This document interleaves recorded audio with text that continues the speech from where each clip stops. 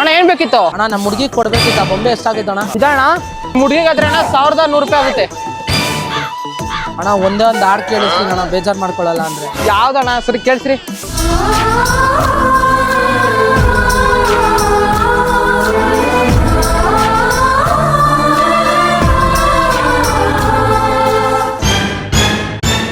ಸರಿ ಆಯ್ತು ಹೋಗ್ಲಿ, 5 ರೂಪಾಯಿ ಕೊಡ್ರಿ.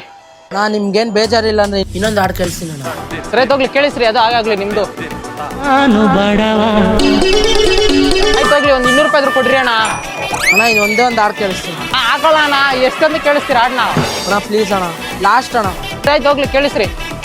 ಅನಾಥ ಮಗುವಾದೆ ನಾನು, ಅಪ್ಪನೂ ಅಮ್ಮನೂ ಇಲ್ಲ. ಹೋಗ್ಲಿ, ಒಂದು 10 ರೂಪಾಯಿ ಆದ್ರೂ ಕೊಡಿ ಅಣ್ಣ, ಟೀ ಆದ್ರೂ ಕುಡ್ಕೊಂತೀನಿ ನಾನು. ಅಣ್ಣ ಪ್ಲೀಸ್ ಅಣ್ಣ.